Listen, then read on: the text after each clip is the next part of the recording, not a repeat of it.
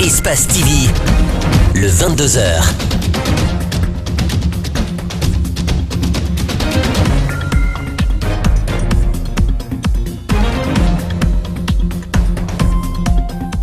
Bon début de Ramadan à toute la communauté musulmane de Guinée et d'ailleurs. Mesdames et messieurs, merci de votre fidélité à Espace TV. Vous êtes dans le 22h, donc voici les principaux titres.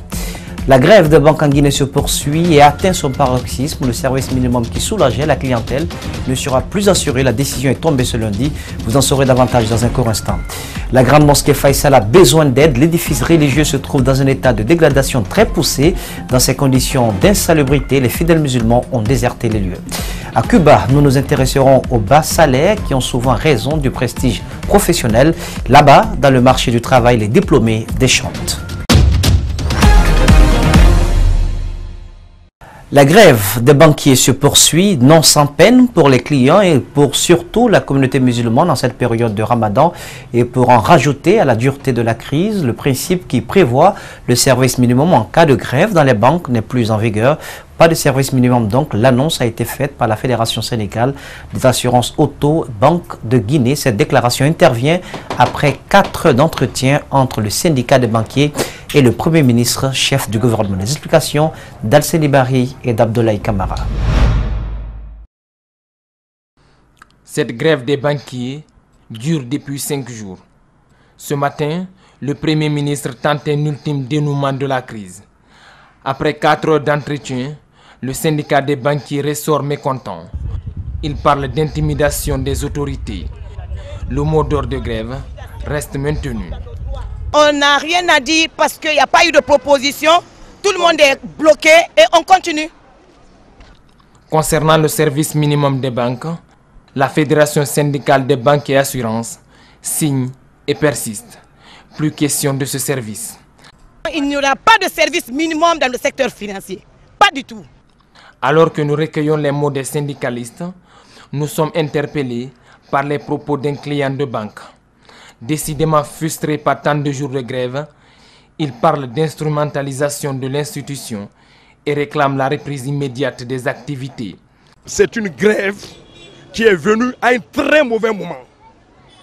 Vous voyez dans quel état végètent les fonctionnaires guinéens? Eux, ils parlent d'augmentation de salaire. Est-ce que le fonctionnaire guinéen a un salaire?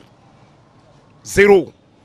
Ils n'ont pas pensé au mois de carême. Ils se disent tous musulmans. Ils choisissent à 2 jours du mois de carême pour déclencher une grève pour une population qui est déjà en agonie par faute de pauvreté. Jusqu'à quand ce bras de fer entre autorités et employés de banque va-t-il durer? Pour le moment, la question reste posée. Pendant ce temps, les citoyens traînent le diable par la queue.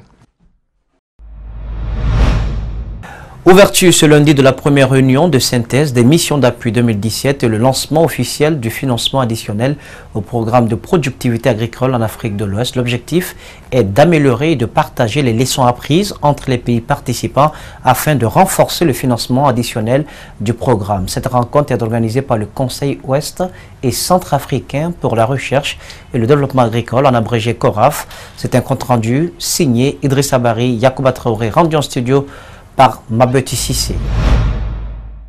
Le PPAO est un programme régional mis en œuvre en 2 phases dans 13 pays de la CEDEAO.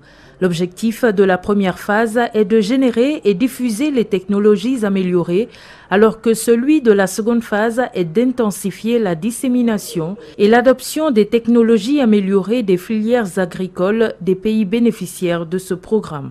Au niveau des différents programmes qui sont élaborés dans les pays au niveau des PTBA, quels sont les résultats qui sont déjà obtenus et quels sont les résultats qui sont susceptibles d'être transférés à milieu paysan? Demander à nos pays respectifs de soutenir la recherche, de soutenir le Conseil agricole rural pour que l'Afrique décolle en matière d'agriculture et que nous soyons souverains en matière d'alimentation. Qu'on arrête les importations en matière de nourriture et qu'on vit de ce que nous produisons en Afrique. La Guinée est l'un des premiers pays à avoir réussi à mettre en œuvre à 100% ce programme. C'est dans ce cadre que la Banque mondiale a accordé au pays un financement additionnel de 23 millions de dollars américains pour améliorer d'autres filières agricoles. Le représentant de la Banque mondiale parle de ses attentes au terme de cette rencontre. C'est un programme d'intégration régionale qui réunit l'ensemble des pays de la CEDEAO pour échanger, disons, les expertises, développer des technologies, donc créer un espace qui permette donc de servir les producteurs. Président la cérémonie d'ouverture de cette réunion, la ministre de l'Agriculture n'a pas manqué de rappeler le potentiel agricole de la Guinée. Elle invite surtout les participants à cette réunion de favoriser l'intégration régionale afin de développer l'agriculture africaine. Il y a des axes indispensables, incontournables pour transformer les agricultures africaines. On ne peut pas parler de cette transformation si on n'a pas un système de recherche, un système de vulgarisation des innovations qui existent et qui vont justement amener à l'accélération de cette transformation. Le Conseil ouest et centrafricain pour la recherche et le développement agricole CORAF travaille pour renforcer et maintenir un système de collecte et de partage d'informations sur la recherche et les technologies agricoles à travers la mise en place de bases de données interactives sous-régionales. D'une rencontre sous-régionale à une autre, cette fois avec la 7e réunion du programme régional de pêche en Afrique de l'Ouest, en abrégé PRAO, qui a pris fin donc ce lundi à Conakry. Le comité de pilotage régional, composé de 10 pays de la sous-région, participait à la rencontre pendant 5 jours. Les différentes délégations d'Envatage exprimaient la nécessité d'harmoniser leur système de pêche. Mamadou Sadio Baldé, Mamadou Souma pour les explications. La Côte d'Ivoire décide d'adhérer au projet PRAO. La délégation ivoirienne va désormais identifier les points forts et faibles du projet pour mieux se préparer. Le travail que nous avons fait ici nous permet d'avoir les outils, d'abord de mieux préparer notre projet, de faire en sorte que l'ensemble des indicateurs qui seront identifiés au cours de la préparation nous permettent de bien remplir, de bien conduire le projet PRAO en Côte d'Ivoire. Chaque pays a ses spécificités. Le partage d'expériences est bénéfique donc, c'est pourquoi tous les pays membres de cette organisation se félicitent de la rencontre de Conakry, a précisé le chef de la délégation capverdienne. Dans un esprit sous-régional, il est possible de tenir compte des spécificités de chaque pays et de pouvoir penser à des programmes comme le PRAO qui nous amènent à évoluer ensemble. La Mauritanie et la Guinée ont adhéré au même moment. Profiter de l'expérience des anciens est une priorité. Cette dame indique que le département de la pêche de son pays et l'ensemble des acteurs intervenant dans le secteur seront impliqués. Les bénéfices ou des points forts et des points faibles des pays qui nous ont précédés. Donc, c'est quelque chose d'important et d'intéressant pour nous. Et je suis sûr que ça va nous aider pour un peu améliorer notre travail et améliorer l'impact et l'appui du projet PRAO au département de la pêche. Ce que ça veut dire, l'impact définitif de la pêche sur les citoyens lambda. Le Sénégal est en avance. La secrétaire permanente s'active pour s'assurer que les pays ont tiré profit pour mieux préparer le futur. Un petit mot de politique dans cette édition d'information. J'ai voulu dire ma part de vérité aux sages du Fouta. C'est l'introduction de l'interview de Baouri ce lundi. L'homme politique dit n'avoir jamais demandé pardon à la coordination Al-Pola. Cependant, il présage de profonds changements au sein du parti politique qu'il a exclu, l'UFDG. Reportage Djibril Bah, Ibrahima Sori 5 Souma. Le regard placide de Baouri indique qu'il est loin de renoncer après son exclusion à l'UFDG, un parti qu'il considère bien implanté grâce à son intellect. Pour se faire entendre, il s'est exprimé sur les réseaux sociaux. Il fallait rétablir la vérité à ce niveau-là pour montrer que l'unité de l'UFDG, la construction de l'UFDG, Baouri a une part extrêmement importante dans cette action. À la question de savoir s'il a demandé pardon aux sages, Baouri tense et montre un air calme. Demander pardon, ça dépend de la manière dont les gens considèrent comment on demande pardon. Mais j'ai dit ma part de vérité, rien que la vérité, et j'ai estimé que ceux qui seraient offusqués par la manière dont les choses sont présentées dans la lettre, de m'en excuser. L'homme politique n'oublie pas d'ajouter sa part de réaction sur le budget de fonctionnement du chef de file de l'opposition, un budget annuel estimé à 5 milliards de francs guinéens. Son indignation s'étend sur l'ensemble de la classe politique. On discrédite la politique comme cela. Si la politique c'est pour venir se servir, les populations vont éprouver une grande désaffection vis-à-vis de la politique de manière générale. Que dire du procès Koula qui attend toujours son verdict? Le dossier de son exclusion qui est pendant à la cour d'appel. Baouri ne va pas du dos de la cuillère pour affirmer que la vérité sera connue dans un proche avenir. Un petit détour en Moyenne-Guinée, précisément dans la localité de Timbi Madina. Le commerce de l'avocat prend de l'essor. C'est à croire que la localité n'est pas championne que dans la culture de la pomme de terre. L'activité permet à de nombreux commerçants d'avoir des revenus subvenir donc aux besoins de leur famille, mais le mauvais état des routes freine le ravitaillement des villes comme la capitale Conakry. Quand le commerce de l'avocat tente de se mesurer à celui de la pomme de terre, c'est un reportage de Mamadou Boy Diallo et d'Ibrahima Sori Souma qui nous reviennent depuis tard. La culture de la pomme de terre est prisée dans la localité de Timbi Madina. Mais à côté, existent d'autres cultures comme celle de l'avocat. Sur ce marché, des avocats destinés à la vente. Le fruit est très riche en vitamine C, B et en minéraux, notamment le phosphore et le potassium. Cette dame alterne le commerce de l'avocat et celui de la pomme de terre. Nous achetons les avocats le dimanche lors du marché hebdomadaire pour les revendre ensuite à Conakry et nourrir nos familles. Lamarana Diallo négocie les sacs d'avocats ici entre 80 à 100 000 francs pour les revendre ensuite à Conakry. Nous achetons aux grossistes entre 80 000 à 100 000 francs guinéens le sac pour les revendre sur le marché entre 105 000 à 115 000 francs guinéens. Cependant, les commerçants sont confrontés à d'énormes difficultés comme le mauvais état des routes, car chaque jour, des camions gros porteurs relient la capitale pour débarquer les marchandises. Le problème que nous rencontrons est l'état dégradé des routes. Avant, si on chargeait le dimanche, lundi matin nous trouvait à Conakry. Mais aujourd'hui, on passe des jours avant d'arriver. L'avocat est apprécié et bien consommé par la population sous diverses formes de préparation. De l'intérieur du pays, rendons-nous au pays de la Teranga, en plein cœur de Dakar, la capitale. Là-bas, l'on enregistre une forte présence de la communauté guinéenne, des compatriotes dévoués et ingénieux qui font, avec de simples tissus africains, des créations riches et variées. Et le lieu par excellence de la capitale sénégalaise qui réunit tous ces créateurs, c'est bien l'atelier de fabrique artisanale de Sandaga. Je vous invite à leur rencontre dans cet élément de Mamadou Saliouba et de Francis Collier. Nous sommes à la fabrique artisanale du marché de Sandaga, en plein cœur de Dakar. Ici, la journée est rythmée par le bruit des machines à coudre, actionnées par des couturiers à 90% guinéens.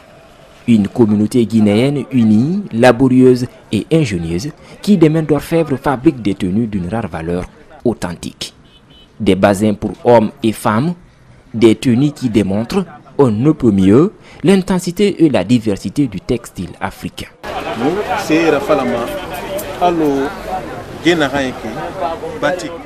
C'est nous qui fabriquons ces robes batik. Il y a des Guinéens qui partent jusqu'à Lomé pour les acheter. Mais là-bas, c'est loin. Dans notre fabrique à Dakar, le transport est moins cher et c'est proche de la Guinée. On fabrique autre chose aussi, comme ces pochettes.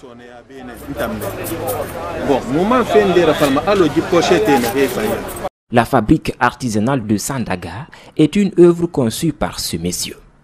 À partir de peu, il a cru en ses rêves que sa fabrique est le lieu le plus courtisé par la communauté guinéenne en quête de tenue à Dakar. Mais bien plus, c'est une fabrique qui grandit au point d'être aujourd'hui un groupement d'intérêt économique. Ici, on a la possibilité de nous inscrire à la foire internationale. On peut aussi inscrire des jeunes pour le commerce. En Europe, ces jeunes se rendent compte qu'il est mieux de rester ici que de partir. À l'instar de ses compatriotes, le faible niveau de développement social, économique et politique de la Guinée l'exaspère. Lorsque le ministre Diané a été nommé ambassadeur, il nous a demandé de faire une coopération, qu'il va faire une lettre pour qu'on installe la même fabrique en Guinée. Un de nous est parti faire une étude de terrain. Celui-ci s'est rendu compte que c'est impossible parce qu'on ne peut pas installer une fabrique dans un pays où il n'y a pas d'électricité, de sécurité. Les touristes n'y vont pas. Voilà pourquoi on ne vient pas en Guinée. Ce groupement artisanal de Sandaga constitue, au-delà d'être une source de revenus pour de nombreuses familles, un rempart contre l'immigration clandestine de jeunes Guinéens. Dans cette fabrique, ils trouvent le moyen d'être occupés et de rester. Retour à Conakry avec le lancement officiel dimanche dernier du mouvement national de la jeunesse Affranchi Paix, avec pour principal objectif d'agir pour aider la Guinée à aller de l'avant. Ce mouvement, par la voix de son secrétaire général, compte privilégier l'intérêt national. Mariona B, Abokoria Kourma nous font le reportage. Des centaines de jeunes diplômés d'universités guinéennes viennent de se mettre ensemble autour du mouvement national de la jeunesse Affranchi Paix. Créé depuis 3 mois, le mouvement a été officiellement lancé par ses membres ce dimanche à Conakry. Notre objectif, c'est de faire comprendre aux jeunes quelle est leur importance, c'est-à-dire que dans la contribution du développement de notre pays. Donc si toutefois les jeunes comprennent leur importance, ce qu'ils doivent faire, et comment est-ce qu'ils doivent contribuer pour que la Guinée soit en tout cas un pays émergent, les jeunes à majorité 70% de la population, aujourd'hui pourrait en tout cas relever le défi de la Guinée. Conscient de sa responsabilité, le MONAJAP décide de privilégier l'intérêt national. On va d'abord les sensibiliser, après on les mobilise. Parce que c'est en sensibilisant que beaucoup d'autres comprendront ici que voilà l'idéal qui a fait que nous avons jugé nécessaire de créer ce mouvement. Nous sommes là pour faire comprendre aux jeunes que oui, nous devons travailler ensemble pour soutenir le courage là où il y a la peur, encourager la négociation là où il y a le conflit et donner l'espoir là où règne le désespoir. Jeune acteur du développement a été le thème principal de cette conférence. Je suis persuadé que dans quelques mois ou dans quelques années, ce sera le mouvement le plus important de toute l'histoire récente de la Guinée. Et je suis persuadé qu'il n'y aura pas d'instrumentalisation. Ce mouvement va changer l'image qu'une minorité a pu donner de la jeunesse guinéenne. Elle va donner une image positive de la jeunesse guinéenne, une jeunesse responsable, une jeunesse consciente. Le mouvement national de la jeunesse Affranchi Paix compte dans les semaines qui suivent installer ses antennes partout en Guinée. C'était autrefois un édifice religieux d'une rare valeur dans la sous-région ouest-africaine. La grande mosquée Faisal est aujourd'hui dans un état de dégradation très avancé. Le bâtiment date du premier régime. La dalle est fissurée, provoquant des suintements à l'intérieur. Impossible donc pour les fidèles musulmans dans de telles conditions insalubres d'y prier. Du coup, les fidèles ont déserté l'édifice. Si rien n'est fait, rapidement, la mosquée risque de s'effondrer. Reportage Mamadou Kalissou, Ibrahim Assouma. Autrefois un bijou, aujourd'hui la grande mosquée de Conakry représente une honte nationale. Cette maison de Dieu est complètement délabrée. Les couches de peinture sont dégradées à l'intérieur comme à l'extérieur. La dalle est fissurée, provoquant des suintements partout. Les salles de prière ressemblent à des mares d'eau. Des boîtes de conserves et de fûts sont disposées ça et là pour recueillir l'eau. C'est la catastrophe. Ce que vous avez vu comme ça, c'est petit par rapport quand vous êtes là au moment de pluie. Là. Alors vraiment, c'est des catastrophes. Dans la grande salle, seules 3 rangées de tapis pour permettre à une poignée de fidèles de s'acquitter de leurs devoirs religieux.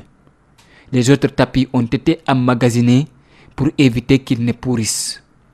Les fidèles ont pratiquement fui cette mosquée.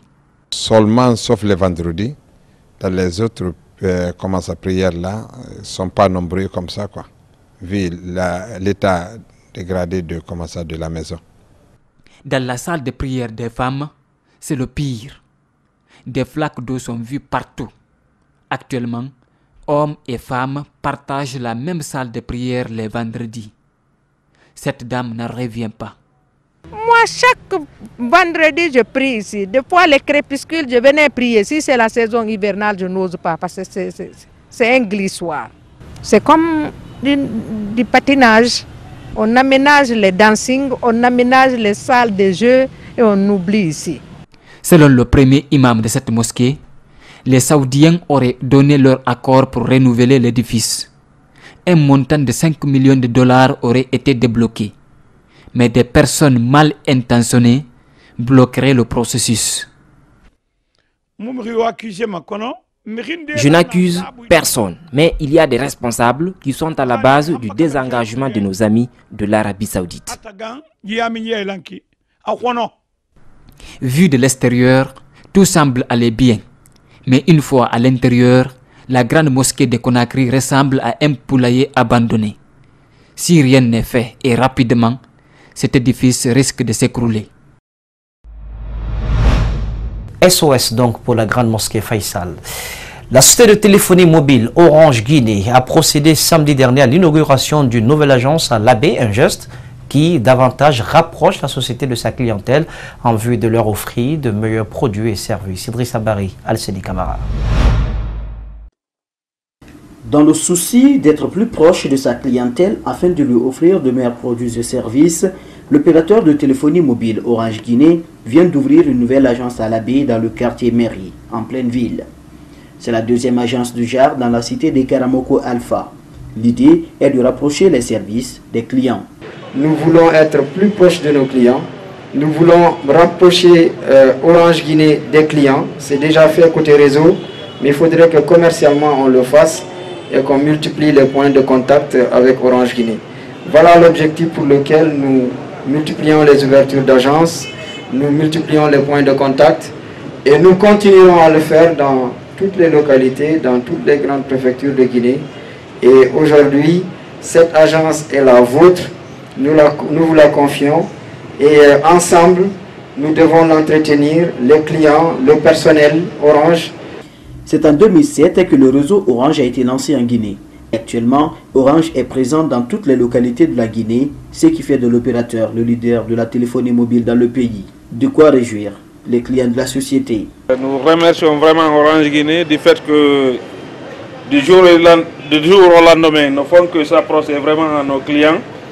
C'est vraiment un moment de joie pour nous. Je vous remercie beaucoup. Au nom du gouverneur de l'Abbé, son représentant à cette cérémonie inaugurale estime que l'ouverture de cette agence d'Orange est un levier pour lutter contre le chômage dans la zone. L'inspecteur régional du travail remercie et félicite l'opérateur de téléphonie mobile pour la qualité de son service. Nous savons que la société est à règle. Donc par rapport à cette situation, vraiment on est ravis, on est content, on ne peut que féliciter Orange et demander de faire beaucoup plus. Je vous remercie. Orange Guinée est depuis 2013 le leader de la téléphonie mobile avec une présence dans toutes les localités du pays, le réseau Internet 3G pour tous. Dans ces perspectives, Orange souhaite envoyer l'expérience client incomparable auprès de tous ses abonnés.